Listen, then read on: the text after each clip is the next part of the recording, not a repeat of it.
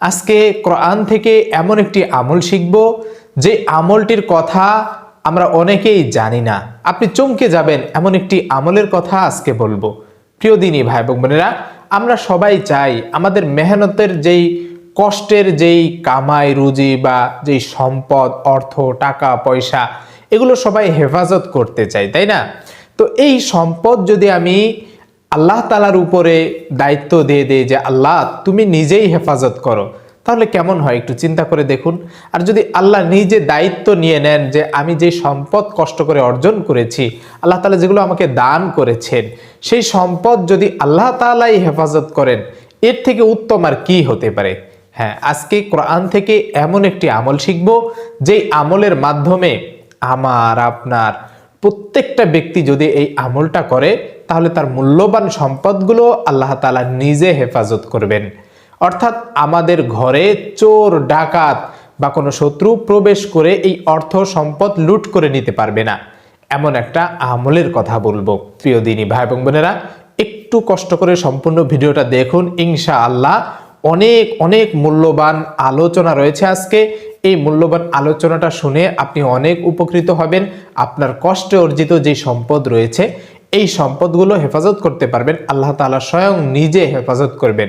প্রিয় দিনী ভাই এবং বোনেরা, আজকে সেই কোরআন থেকে এই ছোট্ট আমলটা শিখবো, যাতে করে আপনি এই আমলটা করতে পারেন একেবারে সহজভাবে। যেই কোরআন থেকে যে আয়াত রয়েছে, যেই দোয়া রয়েছে, সেটা আমি একেবারে স্ক্রিনে বাংলা উচ্চারণ সহ দিয়ে দিব, যাতে করে আপনি আমল করতে পারেন একেবারে খুব সহজে। প্রিয় দিনী ভাই এবং বোনেরা, অনুরোধ করছি ধৈর্য ধরে সম্পূর্ণ ভিডিওটি দেখুন এবং চ্যানেলটি সাবস্ক্রাইব করে দিন, যাতে করে সবার আগে সর্বপ্রথম আপনার কাছে এই ভিডিওটি পৌঁছে যায় এবং আমরা নিয়মিত যে ভিডিও আপলোড করে থাকি, এগুলো যেন আপনি দেখে দেখে অনেক উপকৃত হতে পারেন এবং ভিডিওটা শেয়ার করে দিবেন। আপনার মাধ্যমে অন্যরাও যাতে এই আমলটা করতে পারে এবং উপকৃত হতে পারে। প্রিয় দিনী ভাই এবং বোনেরা, প্রত্যেকটা কোরআন এবং হাদিসের যে আমলগুলো রয়েছে, এই আমলগুলো করার আগে আপনার এক নম্বর কাজ হচ্ছে অন্তর থেকে একিন, পরিপূর্ণভাবে একিন রাখা, অর্থাৎ বিশ্বাস রাখা যে এটা আল্লাহ তাআলার কালাম। এই আল্লাহ তাআলার কালাম পড়ে আমি আমল করছি, 100তে 100 আল্লাহ তাআলা এই ফলাফল দিবেন। আপনার যদি নিয়তের ভিতরে, আপনার যদি একিন বা বিশ্বাসের ভিতরে গড়বড় থাকে, তাহলে সেই ক্ষেত্রে সেটার দ্বারা আপনি কোনো ফলাফল পাবেন না।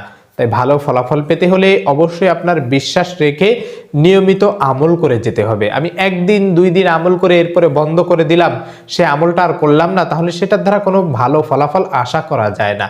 তাই আপনি নিয়মিত এই আমলটা করবেন ইনশাআল্লাহ।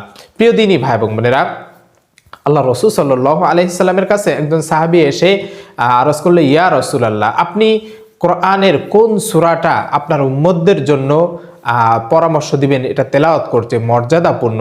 প্রিয় নবী সাল্লাল্লাহু আলাইহি সাল্লাম বলেন যে কোরআনের এমন একটা সূরা রয়েছে, সেটা হচ্ছে সূরা ইখলাস।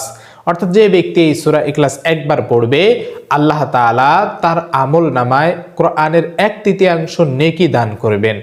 অর্থাৎ কোনো ব্যক্তি যদি কোরআনের 30 পারা, যদি 30 পারার 3 ভাগের 1 ভাগ অর্থাৎ 10 পারার সওয়াব পেতে চায়, একবার সূরা ইখলাস পড়বে। যদি 20 পারার সওয়াব পেতে চায়, 2 বার পড়বে। যদি পূর্ণ কোরআন খতম করার সওয়াব পেতে চায়, তাহলে 3 বার পড়বে। অর্থাৎ সূরা ইখলাস যদি 3 বার কেউ পড়ে, তাহলে এই পূর্ণ কোরআন খতম করার সওয়াব পেয়ে যাবে। এরপরে সেই সাহাবী আবার জিজ্ঞাসা করলো, ইয়া রাসূলুল্লাহ, আপনাকে যদি জিজ্ঞাসা করা হয় যে আপনার উম্মতের জন্য কোন আয়াতটা অধিক মর্যাদাপূর্ণ, বরকতপূর্ণ, আপনি কোন আয়াতটা সাজেস্ট করবেন, পরামর্শ দিবেন আপনার উম্মতদেরকে তেলাওয়াত করতে? আল্লাহ রাসূল সাল্লাল্লাহু আলাইহি সাল্লাম বলেন যে সূরা বাকারার এমন একটি আয়াত রয়েছে, যে আয়াতটি হচ্ছে আয়াতুল কুরসি।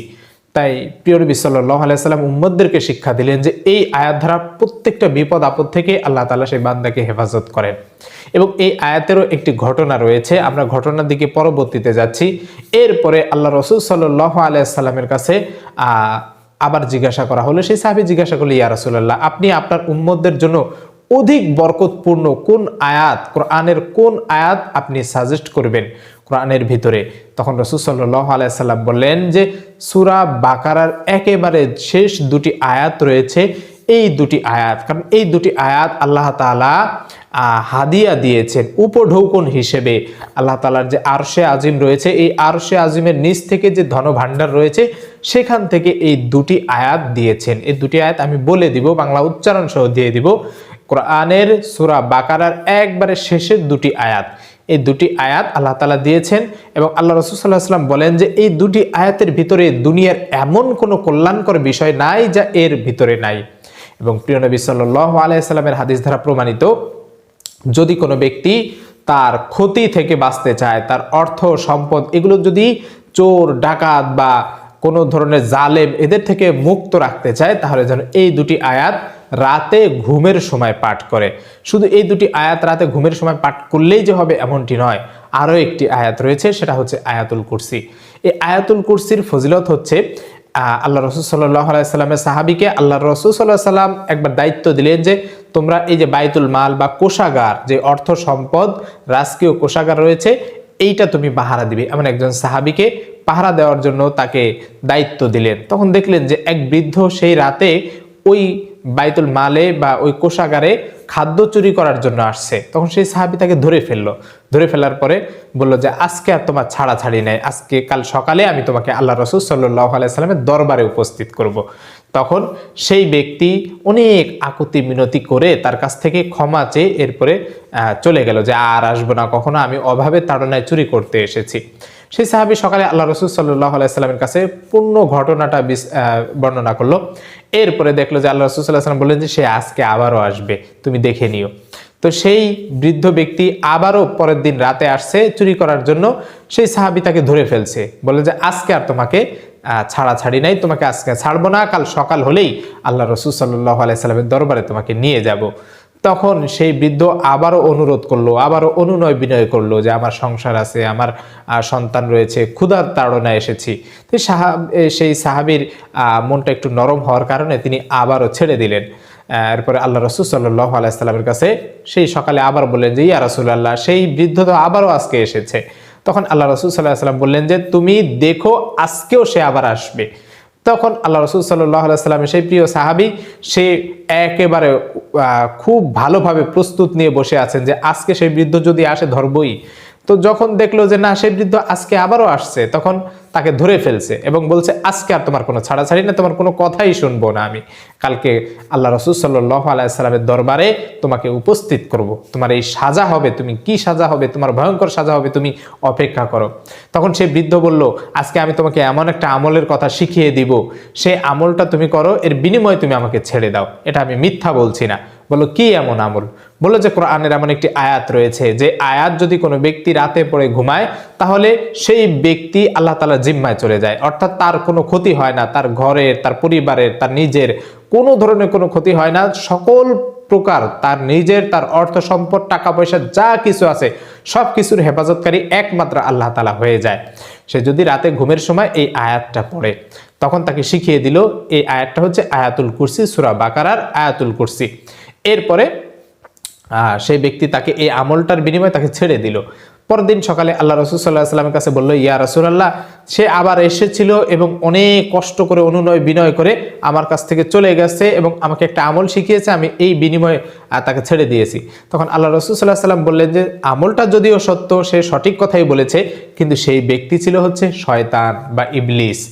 এ হচ্ছে ধোঁকা দেওয়ার জন্য তোমার কাছে এসেছিল, কিন্তু যে আমলের কথাটা বলেছে এটা সত্যি। কোনো ব্যক্তি যদি ঘুমের সময় আয়াতুল কুরসি পড়ে ঘুমায় তাহলে আল্লাহ তাআলা তার হেফাজতকারী হয়ে যান, তার অর্থ সম্পদ, টাকা পয়সা সব কিছুর হেফাজত আল্লাহ তাআলা করেন। অর্থাৎ আপনি রাতে যদি ঘুমান আয়াতুল কুরসি পড়ে ঘুমান এবং পাশাপাশি সূরা বাকারার শেষ দুটি আয়াত হচ্ছে আমানা রাসূলু বিমা উনজিলা ইলাইহি মির রাব্বিহি ওয়াল মুমিনুন কুল্লুন আমানা বিল্লাহি ওয়া মালাইকাতিহি ওয়া কুতুবিহি ওয়া রুসুলি লা নুফাররিকু বাইনা আহাদিম মির রুসুলি ওয়া ক্বালু সামি'না ওয়া আতা'না গুফরানাকা রাব্বানা ওয়া ইলাইকাল মাসির লা ইউকাল্লিফুল্লাহু নাফসান ইল্লা উসআহা লাহা মা কাসাবাত ওয়া আলাইহা মাকতাসাবাত রাব্বানা লা তুআখিযনা ইন নাসিনা আও আখতানা রাব্বানা ওয়া লা তাহমিল আলাইনা ইসরান কামা হামালতাহু আলাল লাযিনা মিন ক্বাবলিনা রব্বানা ওয়ালা তুহাম্মিলনা মা লা তাকাতা লানা বি ওয়া'ফু আন্না ওয়াগফির লানা ওয়ারহামনা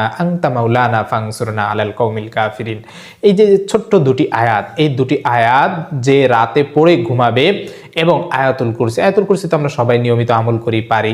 আয়াতুল কুরসি হচ্ছে আল্লাহু লা ইলাহা ইল্লা হুয়াল হাইয়ুল কাইয়্যুম লা তাখুযুহু সিনাতু ওয়া লা নাওম লাহু মা ফিস সামাওয়াতি ওয়া মা ফিল আরদ মান যাল্লাযী ইয়াশফাউ ইনদাহু ইল্লা বিইযনি ইয়ালামু মা বাইনা আইদিহিম ওয়া মা খালফাহুম ওয়া লা ইউহীতুনা বিশাইইন মিন ইলমিহি ইল্লা বিমা শা ওয়াসিআ কুরসিয়্যুহুস সামাওয়াতি ওয়াল আরদ ওয়া লা ইয়াউদুহু হিফযুহুমা ওয়া হুয়াল আলিয়্যুল আযীম। এই যে দুটি আয়াত, অর্থাৎ সূরা বাকারার শেষ দুটি আয়াত এবং আয়াতুল কুরসি একটি আয়াত, মোট 3টি আয়াত। এই 3টি আয়াত যে ব্যক্তি ঘুমের সময় পড়ে এরপরে ঘুমাবে, তার ওই রাতের ভিতরে তার ঘর থেকে কোনো চোর ডাকাত যা কিছুই চুরি করার জন্য আসুক না কেন, সে ধরা পড়বেই পড়বে। আল্লাহ তাআলা তাকে অবশ্যই ধরা দিবেন, ধরা দিয়ে দিবেন। অর্থাৎ সেই চোর চুরি করলেও সে যেতে পারবে না, সে আটকে যাবে। আল্লাহ তাআলা সেই ব্যবস্থা করে দিবেন।